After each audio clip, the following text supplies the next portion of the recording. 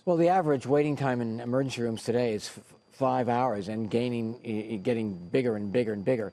And, you know, there are two studies, one from Harvard and one from another independent analysis that shows that people on Medicaid, and now we have the super Medicaid, which is going to be the Obamacare, which is Medicaid plus, use emergency rooms some 40% more likely than people who are uninsured.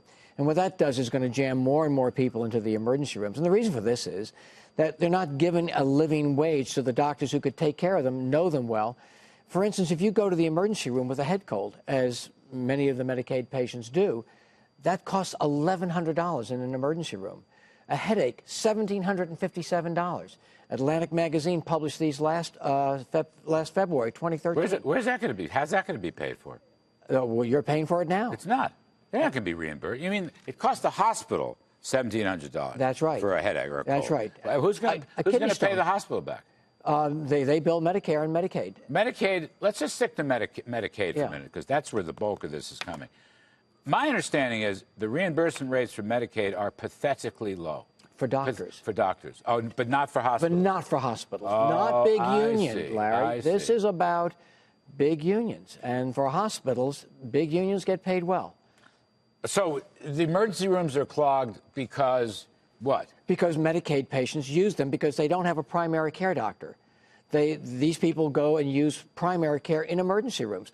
So the head cold's $1,100. The headache is $1,757. The kidney stone is $4,700. That's their best bet.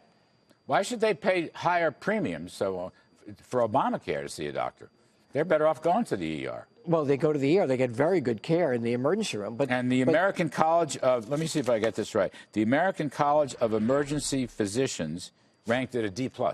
That's right. Maybe an F by the end of the year. Because they're waiting long times to get that care. And you know, if you go to I don't know if you ever been to an emergency room. Yes, I was. I was sick as a dog. It was about 3, 4, 5 months ago. And you can wait a long time if you're not a celebrity, for sure. They were great. They wheeled me right in, got my own room, got a doctor. No, God bless them. They took care of me. But now, Medicaid qualification is now 130% of the poverty line. So this is no longer really a low income program. This is going to be a very popular program. It's 16% of the total health care right now. It's going to keep going up and up and up. Do we have the doctors? Do we have the specialists to handle this? Well, you're going to have the hospitals who are going to be able to handle this, but you're not going to have private doctors handling this because the reimbursement is much too low.